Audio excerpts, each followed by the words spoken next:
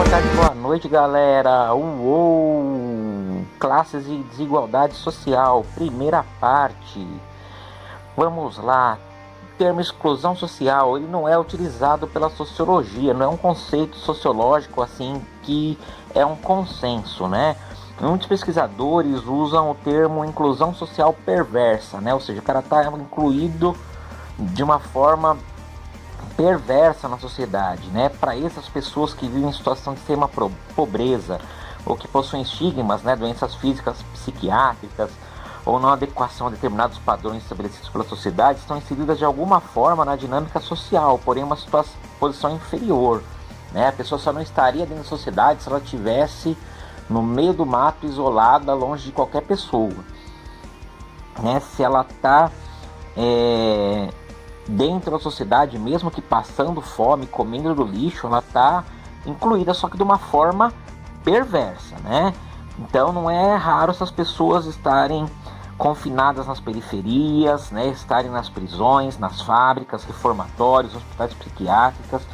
Mas aqueles sociólogos que defendem o conceito exclusão social acreditam que as desigualdades socioeconômicas e dos valores culturais desenvolvem diferenças alarmantes entre os que possuem e os que não possuem, os que têm ou não status, de modo que alguns indivíduos são excluídos das diversas esferas da vida social.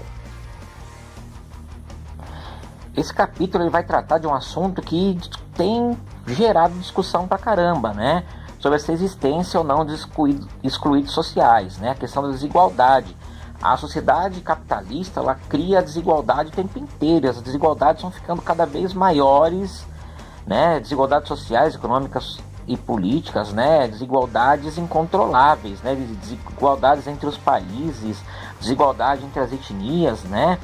E nós conhecemos sociedades que possuem códigos culturais próprios de separação entre grupos sociais com base em local de origem, hereditariedade, né? A gente sabe lá na Índia, por exemplo, ainda hoje, entre as pessoas que praticam o hinduísmo, existe a diferença por castas, né? As pessoas de determinadas castas não podem exercer determinadas profissões, não podem se relacionar com pessoas de outras castas, né? Uma coisa bem complicada.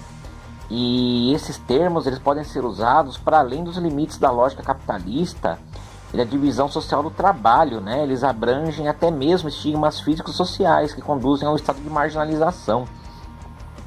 Essa problemática surgiu no contexto da consolidação do capitalismo moderno, da ascensão do pensamento liberal e das revoluções burguesas, visto que a igualdade sempre foi um elemento difícil de ser alcançado no capitalismo, independente da sua fase, né? Por exemplo, a ideia da meritocracia defende que todos podem vencer na vida. O livro de vocês mostra a imagem, né? Na página 108.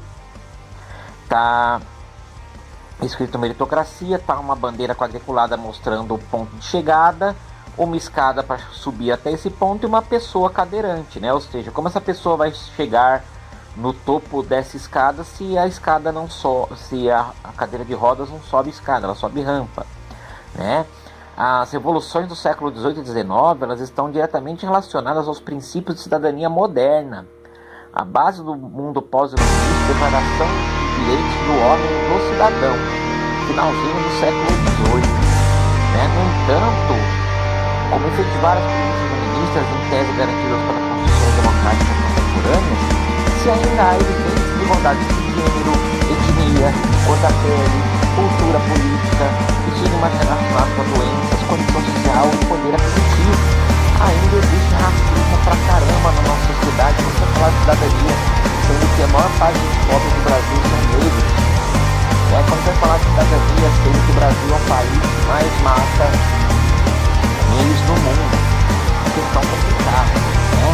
Segregação simbólica, políticas de ação afirmativa, né? Como por exemplo as questões raciais e as voltadas de pessoas com deficiência, também as estratégias de inclusão digital, programas de incentivo financeiro, são algumas das possíveis formas de beneficiar aqueles que estão em posição desfavorável dessa perspectiva capitalista, de uma sociedade que valoriza a competição, o consumo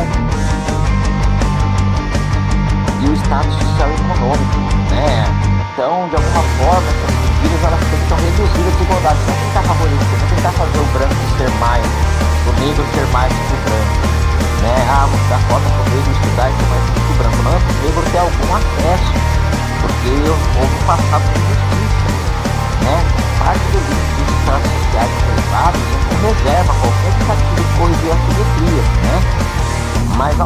muitas pessoas tendem a falar do quão importante é ampliar a participação cidadã e inclusão social.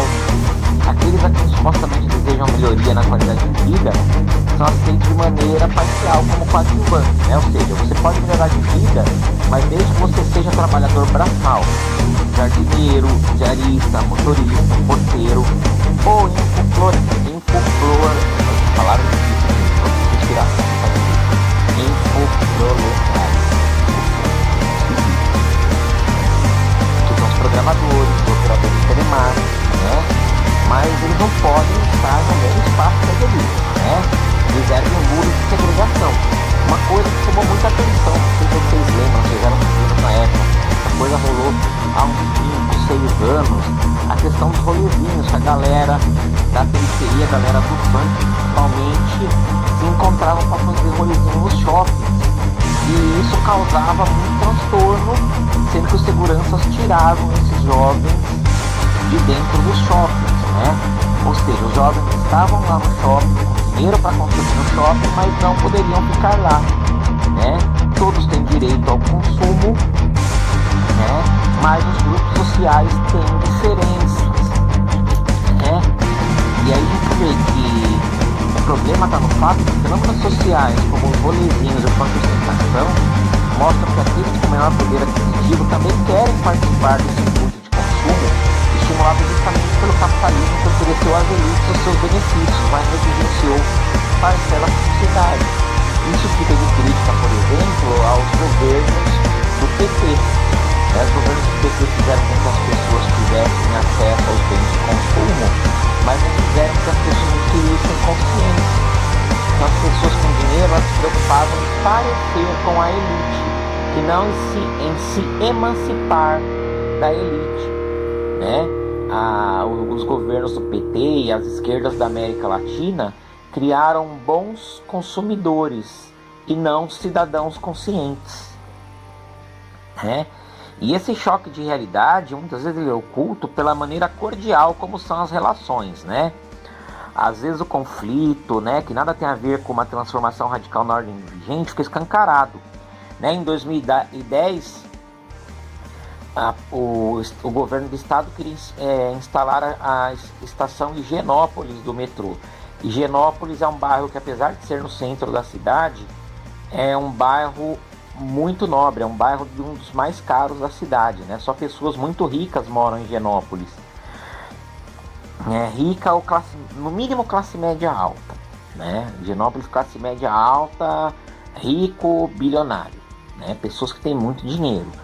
E os moradores de Higienópolis se revoltaram com o fato de ter metrô ali. Por quê? Porque eles não usam metrô, né? Mas o metrô facilitaria a vida dos empregados deles, né? Dos motoristas, das empregadas que fazem o trabalho de faxina, né? Dos porteiros. Mas a preocupação deles era não atrair para o bairro deles, né? Segundo uma moradora, drogados, mendigos, uma gente diferenciada, né? Então a opinião da moradora expressa uma visão que, por fim, conduz aos processos de separação social em função de diferenças socioeconômicas, culturais, de cor da pele e estigmas sociais dos mais diversos.